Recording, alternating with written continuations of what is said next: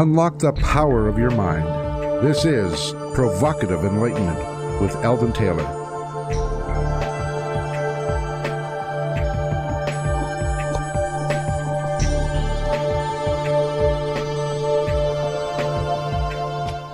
Welcome and thank you for joining us today. The next hour is devoted to learning something more, not just about the world of shoes and ships and sealing wax, but about how, what, and why we believe as we do. A time for the open-minded and a time for those willing to question what they think they know or what they may believe, those willing to be uncertain for an hour. I am Eldon Taylor, at least I was last time I looked in the mirror, and this is Provocative Enlightenment. And here smiling at me across the studio table is the lovely lady Ravinder. So say hello to everyone, Rav. Share your special insight for the day. And please tell everyone how they can learn more about our show. You know, let's have some of that exuberance that you always get across the airwaves. Well, hello, everyone. Thanks so much for joining us. And you better be Eldon Taylor or I'm in trouble. That's one heck of a robot. Yeah, that would be rather scary. Yep, it's a beautiful day here in Spokane. We've got gorgeous blue skies yet again. It's getting cold, but as long as the sun is shining. Provocative Enlightenment. To get more information about us, you can visit our website where we have archives from all of our shows going back 13, 15 years. I'm losing track now. I should go back and count. So yeah, you can play all of those shows, and it's a great way to get educated without actually having to read all of the books of the guests that, you know, we have been interviewing. So yeah, it's a great way to speed up your education, get on track, open up your mind, you know, broaden those viewpoints.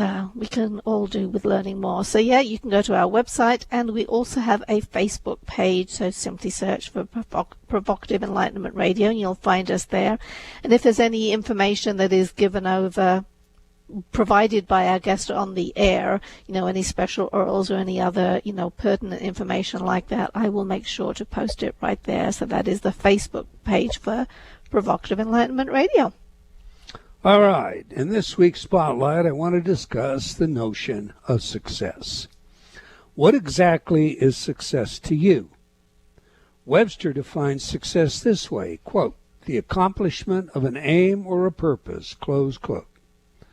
Well, then according to Webster, success is no more nor no less than what an individual decides when they set a goal and achieve it. Many people today generally think of success in terms of financial rewards. We may well recognize the success of a young athlete who wins a ball game, or a child who overcomes their fear of sleeping alone, and so forth. But still we hang on to the idea that adult success is measured by financial gain. I recently spoke to a young man about his own opinion of success. He had done well in school, graduating with honors. His work with the elderly had been recognized, but upon graduating, he found that in this COVID environment he could not find work. In his mind, he had failed. He had student loans and no money to buy groceries, let alone make payments on his debt. He was forced to move home and live with his parents. When I asked him what was the most rewarding thing in his life, what had he done that had been the most rewarding thing in his life? After some hesitation, he admitted that it was volunteering aid to help out with senior citizens unable to care for themselves. There is a saying in business and life, do what you love and the money will follow. I'm not about to say this adage is a truism, but what I will say is this. When you do what you want and do it well, you are experiencing success. Think about that for a moment. If music is your passion, but you earn your living filling orders at some local short order house, you may dislike your employment, but when you sit down to play your music, if you perform your best, you are satisfied and happy. Happy. Let me stress that. For happiness is success. Everyone's ultimate goal in life is to be happy. You can have all the money or power or good looks or what have you, and still be very unhappy.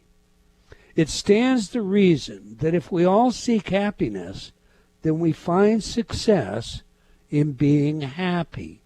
Happiness is our goal. When people tell me they are successful, I always ask, are you happy?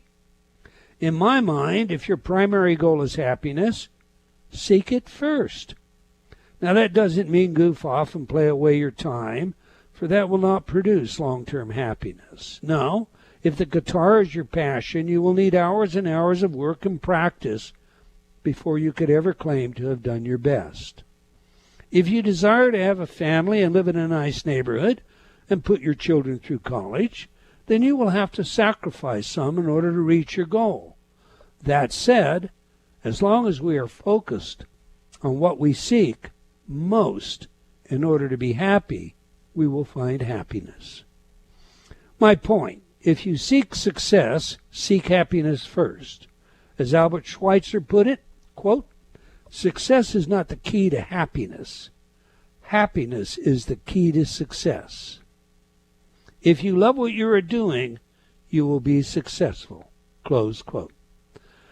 Those are my thoughts. What are yours, Ravinder? I think there's quite a bit of food for thought in that piece. You know, I think about the kid who has graduated and can't get a job and has to go back home, and so he, she, whoever it was, feels like a failure. And it's like, no, that isn't failing, because that's just a temporary, this is what we're going through. So perhaps success has more to do with long-term planning, because things are going to happen to all of us at some point. There's going to be hiccups. It's how you deal with them that can define success. So that is one point. And then I suppose for me, when you're thinking about success, happiness is the vital part of it. There isn't any point achieving any goal if you're not happy. Then you're not successful. It's a waste of time. But I think one of the things that I'm working towards myself is finding success in being happy with who I am, the person I'm choosing to be, how I've expressed myself, how I live my life. So I really won't know if I've been successful until I'm on my deathbed and I can look back and say, I did my best. I did all right. That is success. I like me. I like myself. I like what I've done. I made mistakes, but I worked to fix them. That kind of stuff. So I think it's an ongoing kind of thing. Excellent point. Our young man, by the way, decided he was going to volunteer while he was waiting for an employment opportunity, and he went back to volunteering. And when I spoke to him, he was very, very happy and entertaining whether he wanted to pursue his career or take the opportunity they were asking him at this retirement home, offering him at the retirement home to manage some of the care that was in the home. It could have been a paid job. I don't think he's going to take that because there's a stark difference in how much he would earn over his career, but he is very, very happy doing what he's doing right now. So it comes down once again to if it's what really makes you happy, that's where we should be focusing the greatest amount of our energy. We do what we need to do in order to be able to do that. So maybe you work at a grocery store so you can go home and practice your voice lessons. You love to sing. Who knows, But there you have it. All right, every week I read some of your letters as our way of involving you while paying respect to the very important role you play in making this show successful. Our last show featured Professor Howard Friedman, and we discussed his work and book, Ultimate Price.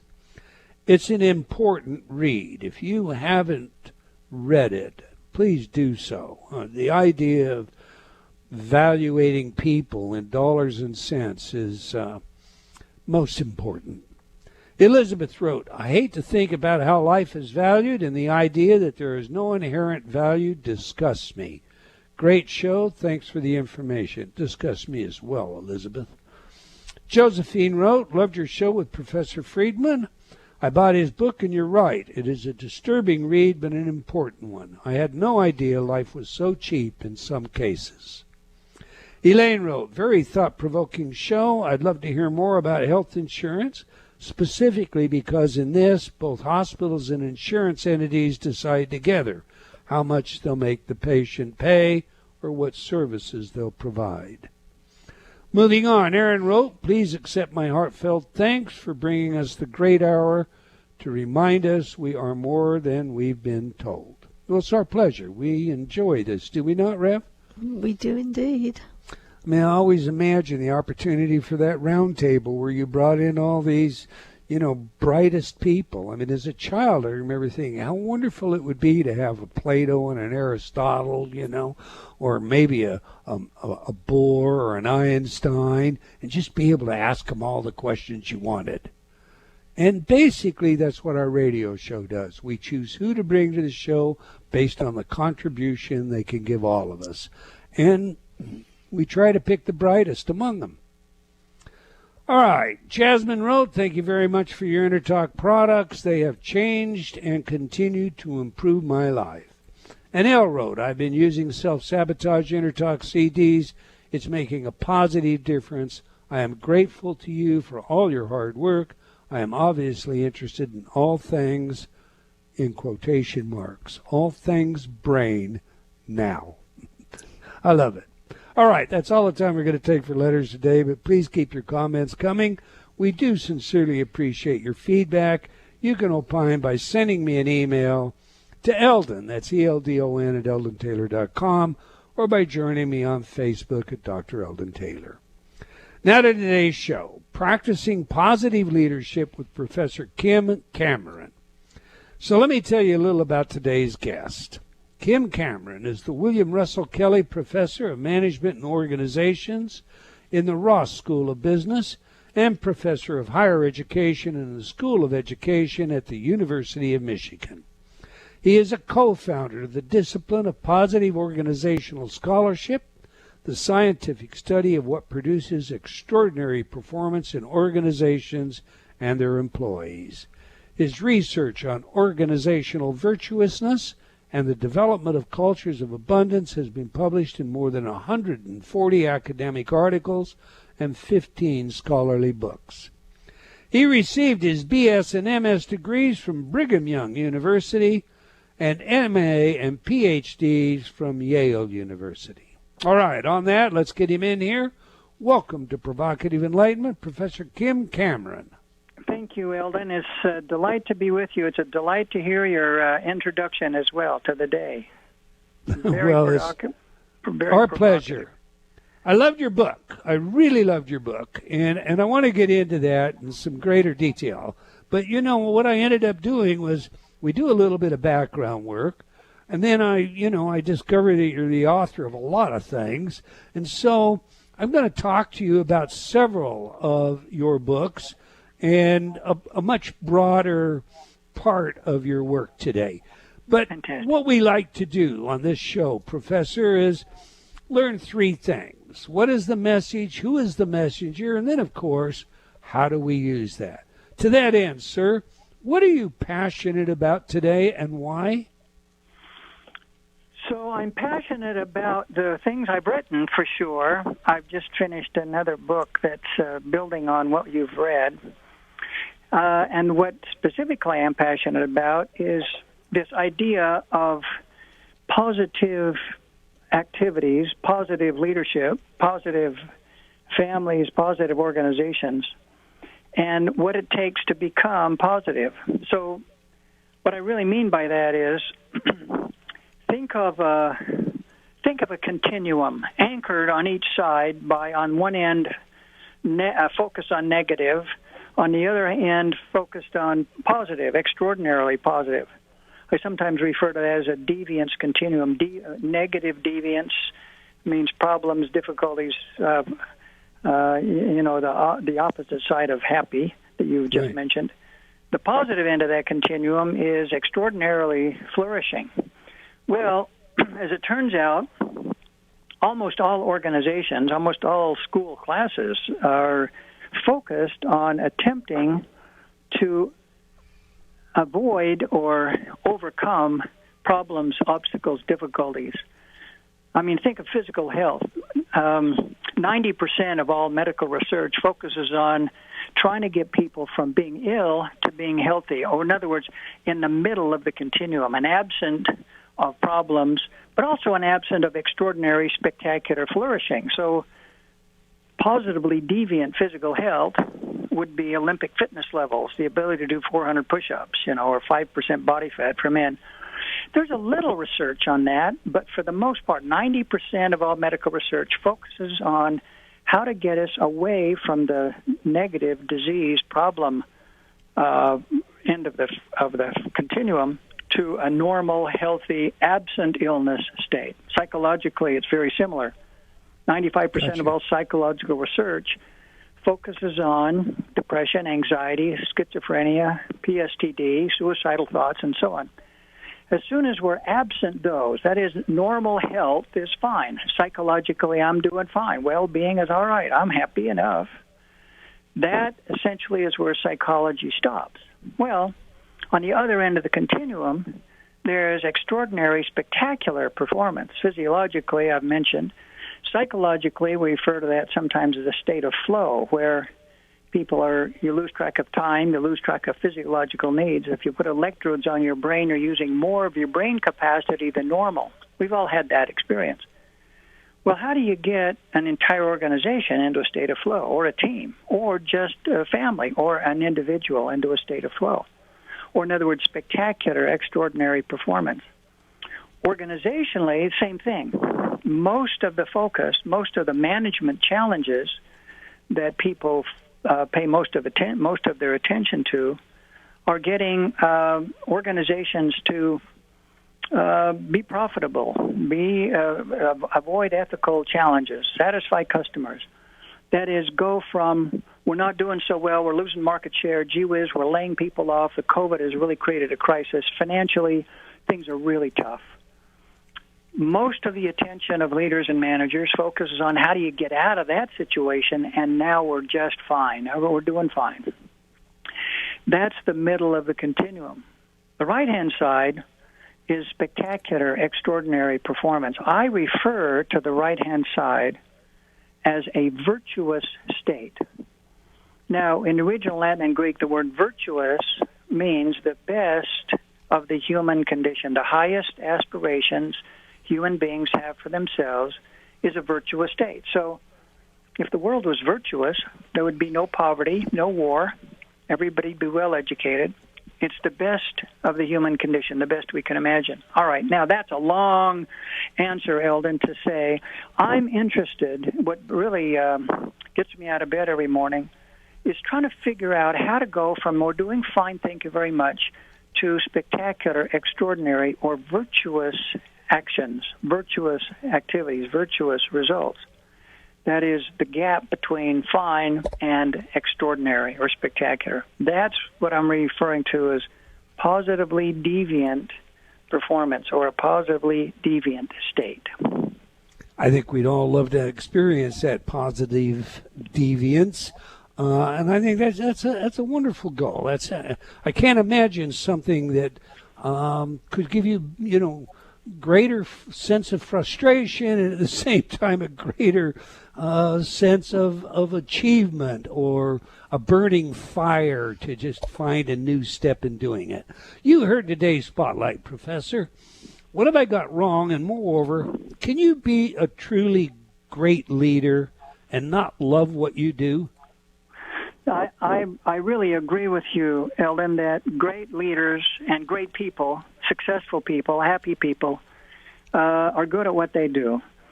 The worrisome part of what I think I heard, that is the pursuit of happiness and making sure that success is happiness and happiness is success and so on. The worrisome part of that is that it potentially can lead to selfishness. I'm worried about my happiness. I don't care much about you, but, boy, I want to make sure I'm happy. or I want to make sure I get what I want, or I fulfill my needs, and so on. And I think that that's the potential danger. On the other hand, I don't think that's what you had in mind, but I would add to your definition of happiness that happiness is a state where you're helping other people flourish. At the same time, you're meeting your own needs or fulfilling your own potential. So your story of this young man who's volunteering, I would there's some wonderful research that I'm aware of that essentially says all human beings at their very core, from the time they're tiny infants, have a natural inclination toward virtuous actions. Virtuous actions means generosity, compassion, forgiveness, gratitude, and so on. That is, there's interesting research even with children 3 months old, where they're put in a situation. Well, I'll tell you the one study. There are several studies, but one study is as follows: you take children ages 3 months to 8 months. Put a child on a caregiver's lap and have the child watch a puppet show for maybe 20 or 30 seconds. So a puppet tries to walk across the stage, tries to climb a hill, or tries to open a box. Then you have two other puppets. One of them tries to encourage, support, help. The other tries to hinder, puts a block up, you can't make it up the hill, jumps on the box, you can't open the box. Then, after 20 or 30 seconds, you bring these two puppets out, put it in front of the child, and the child can select whichever puppet he or she wants to play with. That is, which one does he desire and is attracted to? Right. More than 90% of the time, children as young as 3 months choose the puppet that tries to help rather than tries to hinder. And that's been replicated in various forms multiple times. That is, long before you learn about civil behavior and how to get along with another person, there is an inherent inclination toward virtuousness. Now, there are certain people who would call that evolutionarily survival mode. That is, we can't get along and we can't survive unless we can get along with each other, and that generally is focused on or dependent on being virtuous toward one another.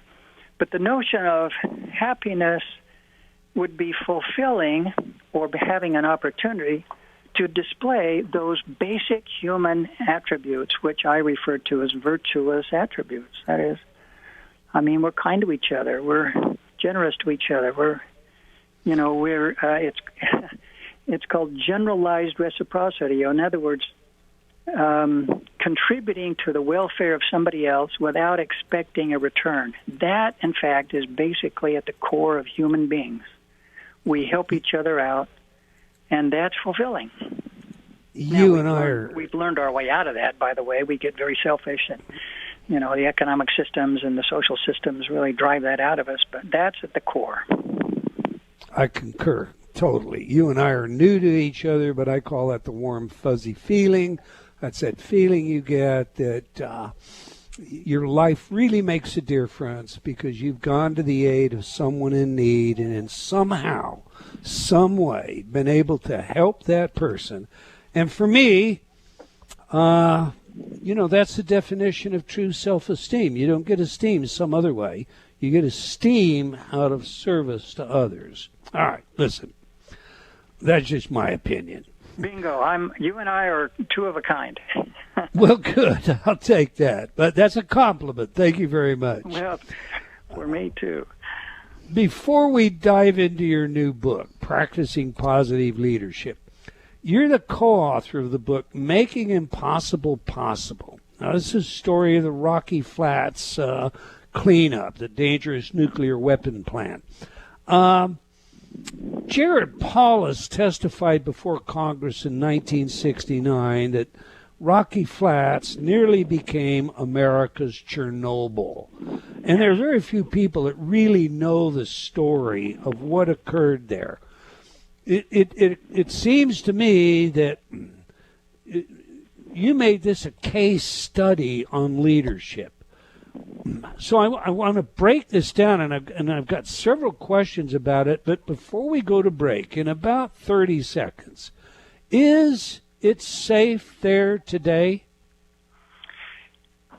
It depends on who you ask, but the experts in the Department of Energy say that it is safer. It's cleaner than it was in 1951 when they created the nuclear arsenal, on which site they manufactured the triggers that went into nuclear weapons with plutonium and uranium, a lot of very, very dangerous materials. They've cleaned that up so that the soil samples are cleaner than when they started this whole project in 1951. Quite an accomplishment. Well, I'll say so. When we get back, I want to pick that up a little bit, but we do have a hard break here, Professor. So, we're speaking with Professor Kim Cameron about his work and book, Practicing Positive Leadership, and I just mentioned his book, Making the Impossible Possible. These are great reads. You're gonna learn a lot from them, and I think whether you're in a leadership role or you're not, in your own mind, you participate in families, you participate in groups, you're involved in the hobbies where other people are concerned, and these are skill sets that you're going to want to know about, learn, and use. You can learn more about our guest by visiting his website at Center for Pause, P-O-S, Center for Pause is one word, .com. All right, please do stay tuned. I'm tongue-tied all of a sudden. We'll be right back. You're listening to Provocative Enlightenment with Eldon Taylor. A silent battle has been raging for the territory of your mind. Like a virulent virus, the effects are spreading. In Gotcha, Eldon Taylor explores the 24/7 bombardment of information designed to manage your thinking. He demonstrates how new sound bites are championed into personal awareness, becoming memes of the culture. And this results in framing and reframing classical positions, causing adjustments to personal values and history itself. Your every decision process is being managed and manipulated. Gotcha exposes the arrival of the Orwellian age in full-blown technicolor. In laying bare the current uses of the many sophisticated techniques, Eldon reveals what it is we need to do in order to avoid allowing others to puppet our thoughts. For details, go to eldontaylor.com/gotcha.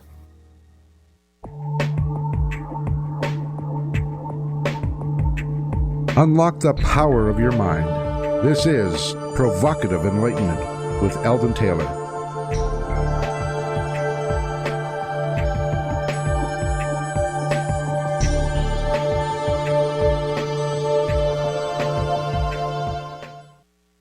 Welcome back. If you just joined us, we're chatting with Professor Kim Cameron about his work and book, Practicing Positive Leadership. It's a great read. And as I said before the break, whether you're in a role of leadership or not, this is a book that has a lot to offer. I recommend it to everyone listening. You can learn more about our guest and his book by visiting his website, which is Center for Pause, P-O-S, CenterforPos.com is one word, Center for Pause, as in positive.com. All right, every week we ask our guests for their favorite music that has some real meaning to them. As you all know by now, music psychology is a hobby of mine, and it's a field of research with practical relevance in many areas, including intelligence, creativity, personality, and social behavior. So, Professor, you chose God Bless the USA by Lee Greenwood. Please tell us, why is this music important to you? And more importantly, how does it inform us about who you are? Well, thank you, Eldon. I ran across this song from a friend of mine who just sent it over the web. And it was an interesting experience for me because it's the chorus of the Air Force who joined with Lee Greenwood to produce this video, and it's apparently produced in several different locations. These Air Force personnel are all over the world sitting next to a microphone and singing this song, and I just I thought it was very interesting to produce the way they produced it. But then, I'm pretty proud to be an American. I think we're in a very interesting position right now with this election. And I read an article earlier today by a mother who said her son, who is supporting a different candidate than she is, has told her that unless she votes the way he wants her to, she's no longer his mother. And the venom and the animosity and the contention surrounding this election is something I've never seen before in my life. So we're in that sort of a situation, but fundamentally, I'm at the core an American first, and I just think it's a good message in that song. I like the music, and I also like the message about, hey, look, it doesn't matter the ethnicity, the gender, the occupation, the socioeconomic status. There's something that's very core that we share together. It's a commitment to a set of values: life, liberty, the pursuit of happiness, that you mentioned. I totally agree with you, sir, but it is a time in the history of our country when there is some trepidation to admitting that you might be proud of America. There are folks out there who want to convince us that this is an evil nation. Yeah, and I'm not on that camp. I can tell that, or you wouldn't have chosen this song. Nevertheless, I do appreciate, especially coming from Yale, that you would choose this song to air, given, well, I don't have to go further. You understand what I'm saying. Absolutely. Yeah, Yale has made some interesting decisions of late. You're right about that. Interesting is not necessarily the word I would choose, but I concur. All right. You backed yourself in a corner, and I can't let you off the hook. I'm sorry. You're an expert on leadership, and we have two different leadership styles who we'll cast our vote for tomorrow if we haven't already done a mail-in or some other way of voting. Flesh out for us these two styles, their pluses and minuses, and who they appeal to. Trump versus Biden, Professor. Well, I would like to be a political scientist or a clinical psychologist so I could have a more informed answer or perspective on that question. Here's just a idiosyncratic personal view. I don't know very many people who resonate with and admire the style of the leadership style of Donald Trump. That is, there's some people who characterize this election as you're either for Trump or against him, and almost doesn't matter who's running against him. You're going to vote against Donald Trump because of the kind of style he has. So I think what it's come down to is, do you like the policies of the president or not? Those who vote for him, I suspect, are going to say, I'm for what he's for, or I'm for what he's accomplished in the past. There are those who criticize Joe Biden as saying, well, you haven't done anything, and you've been in Congress for 7 years or something. Show us a record. And, Sleepy Joe or a person who hasn't really campaigned very hard and so on. So I think we're in a very interesting place where voting for persons versus voting for policy may be the difference in this election. Anyway, so many things to say about that, but I think we're in such a contentious situation, which I don't like at all. I don't like the caustic divisiveness. I don't like the fact that it's very difficult to find common ground in discussions. This article earlier today indicated that most people don't have any friends who are of the opposite political point of view. I find that really unfortunate. I have children. We have 7 children. I think that there is a very broad difference across the spectrum of my 7 children in their political persuasions. I think there's some who are going to be adamant on the left and some who are going to be adamant on the right and lots in between. And I'm just hoping it solidifies us rather than tears our family apart. You know, there's something more fundamental, more core that brings us together. And I hope that happens in the country, too. Boy, so do I. But the story you tell about the young man or young lady, I don't recall which, who's going to disown his mother, that's not uncommon today. And if you're on social media, there are people that are, if you're voting this way, I'm unfriending you. Get away from me right now. It's almost like civil discourse is dissolved. It's forgotten. True. It's it's a crazy world. And let's leave it at that. All right, I wanted you to comment on their leadership, but I guess you basically summed it up. And maybe I shouldn't say any more. You know, I would say style is not necessarily equated with leadership, because there are people who approach the issues, the problems, the organizations they lead using a certain kind of style, and I think there's quite a variety of that in that style. So I'm not sure it's the style that will predict success. I mean, if somebody said, contrast, I don't know, these are old examples, Jack Welch and, say, Bill Gates, those are pretty different kind of people, both of whom are incredibly successful. So it would not be the style as much as the strategy, the behaviors, in some cases the values they pursue, the goals they make clear, the purpose for which they are in business, and so on.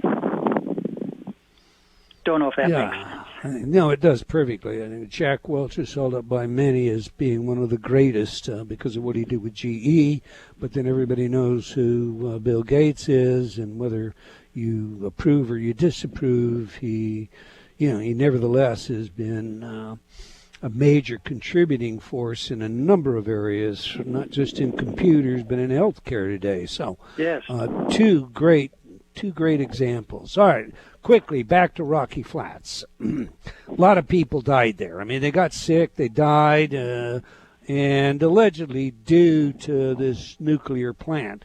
Who, by the way, the plutonium's half-life radioactivity is 24,000 years. That's right. Which is a little bit scary, when you think about it. There was a problem with the leadership or the role of leadership at Rocky Flats, as I understand it, that led to all of this. And there's a saying in law enforcement that goes like this: when the fish stinks, it stinks clear to the head.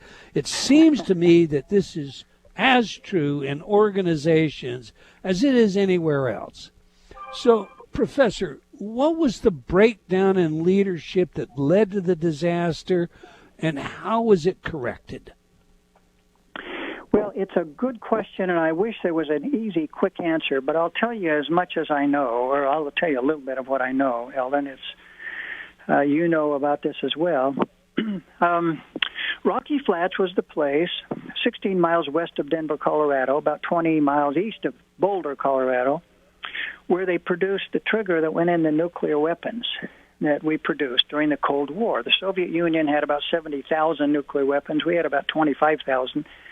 But that was enough. I mean, it kept the balance of power stable, and so we were keeping the world safe for democracy. The trigger is a very, very explosive device, of course, and you use the most dangerous materials known to humankind, plutonium, enriched uranium, and transuranic acid, and so on. Well, the goal was produce as many of these triggers as you can, as rapidly as you can, and at the highest level of quality. You don't want any mistakes. You don't want anything to blow up, for heaven's sake. And so during that Cold War period of time, we were essentially in a race. The problem with that is, while they were producing these nuclear triggers, nobody was monitoring or measuring pollution.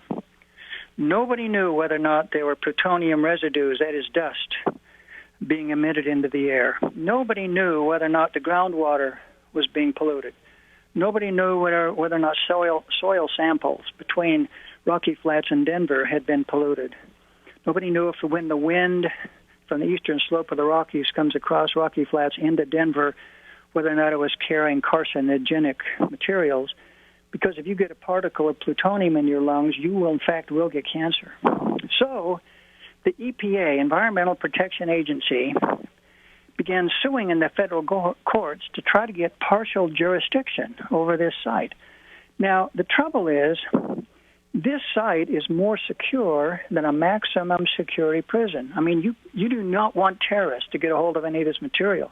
You don't want any secrets to get out in the Soviet Union, especially during that period of time. So it was a very, very tight control, and nobody was allowed on site, essentially, and certainly not the EPA. Well, it took 40 years for the EPA to finally get partial jurisdiction over the Rocky Flats nuclear arsenal, and that happened in 1969. So, in 1969, 1989, what am I talking about? 1989, Rocky Flats became subject to the EPA. Right. They walked on site. To the surprise of everyone, they brought with them the FBI. And essentially the FBI said, step back from the equipment. You may not touch anything until you prove to us you're not polluting, until we have some sense of how dangerous this place is.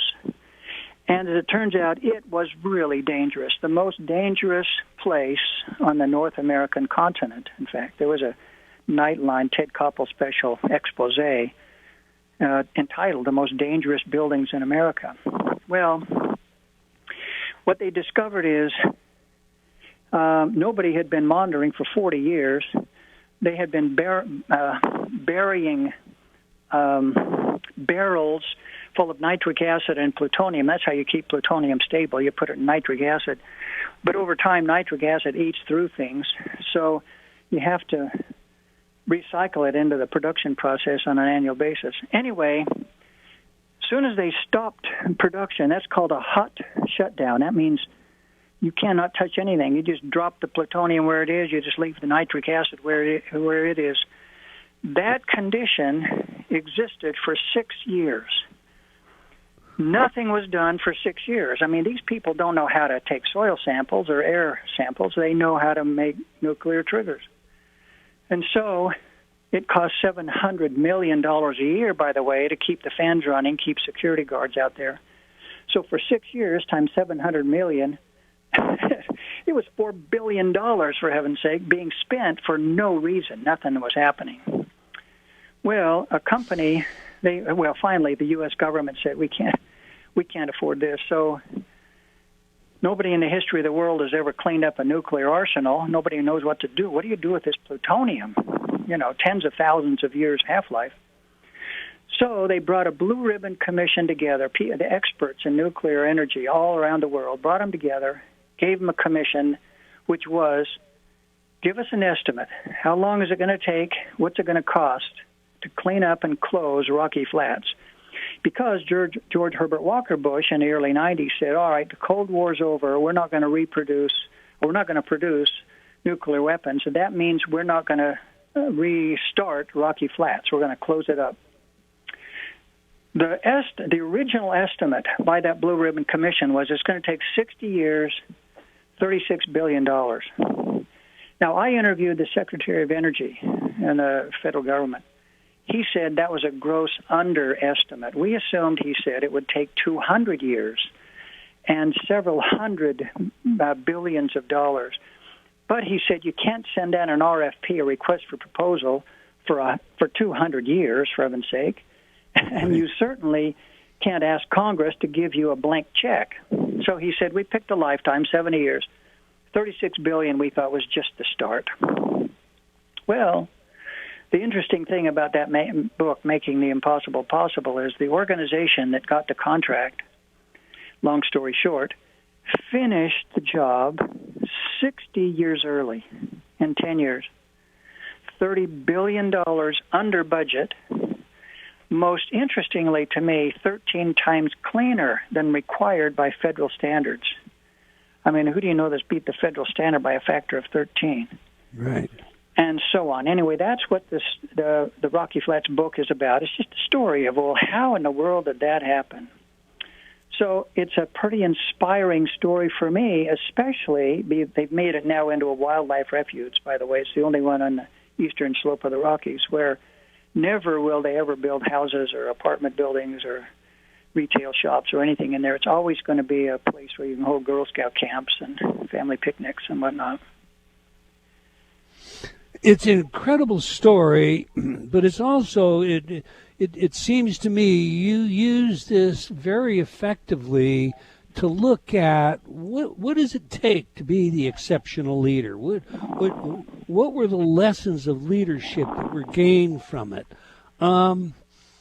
We don't have a lot of time, and I really want to turn my attention here, but Practicing Positive Leadership, your book, and the other book, Positive Leadership, both bestsellers. Yes.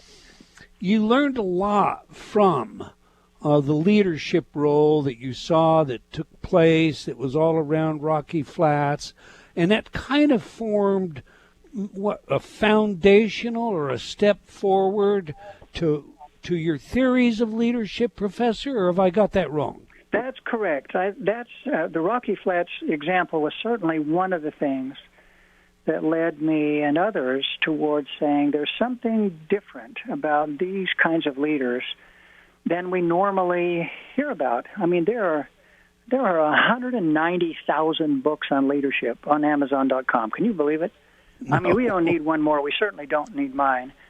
Except that No, that's not true. We do need yours. I don't know about the others, but keep going, Professor. Well, the contribution I think that we have uncovered is the idea that there's a certain set of behaviors, a certain orientation that if leaders adopt, they end up producing extraordinary performance. The Rocky Flats story is one story of extraordinary performance, but there are others where leaders have essentially taken a different kind of view than the standard self-help or style-focused leadership books. So one of the attributes of, and there are many, by the way, but one of the attributes, sets of behaviors that leaders who are what I refer to as positive leaders display is, as we started out our conversation, they tend to be virtuous in their activities. They tend to embed in their organizations a sense of generosity and forgiveness and compassion and gratitude and trustworthiness and so on. That is, I became interested in all of this, Eldon, because I was actually studying at the time, for about 10 years or so, organizational downsizing. What happens when you downsize, consolidate, retrench an organization? The answer to that question was most organizations deteriorate in performance. If you lay off people, there will be a lack of trust, communication channels get restricted, people hunker down, hold on, no longer are they innovative, and all kinds of things. There's 12 negative things that occur, including a reduction in performance. That is, performance will go down. Well, that happens about 80 to 90% of the time. But that leaves 10 or 15% of the time when organizations flourish after downsizing. So the question over time became, well, what's the difference? That small number that gets a lot better, everybody else who doesn't. The answer to that question ended up being those organizations that flourished were virtuous in the way they downsized, in the way they handled their personnel, their capital, both human capital, financial capital, social capital, and so on. That led me into this whole field called positive organizational scholarship or positive leadership. So that's one of the attributes. It's not dramatic. It's not rocket science. it just is unusual in terms of its practice, especially in trying, difficult times. So that's one. Well, what is it they say? Genius is seeing what everybody else sees, but seeing it differently. I think that's what you've done. This is a marvelous book. It's a marvelous contribution. Professor, in 15 seconds, please tell our audience how they can learn more about you, read your blogs, get your books. Well, thank you, first of all, Eldon. You're very kind to have me on. I am anything but a genius, but I've simply observed some things that I think are very helpful. The best way to contact me, probably just by way of email, which is just my name, Kim_Cameron, Cameron, Kim_Cameron at UMICH. That's University of Michigan, umich.edu. And I'm happy to respond to requests or to conversations, or happy to All be, right, sir. if I can help. We're out of time. I want to thank you for sharing your work and experiences with us, Professor, and thank all of you for listening in today, wherever you are in the world. Until next time, remember, believing in yourself always matters.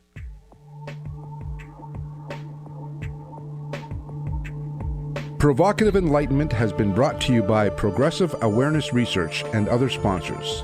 Provocative Enlightenment is a syndicated show and appears on other networks. For a schedule of show times, visit provocativeenlightenment.com. If you're interested in becoming a sponsor, write to Eldon at eldontaylor.com.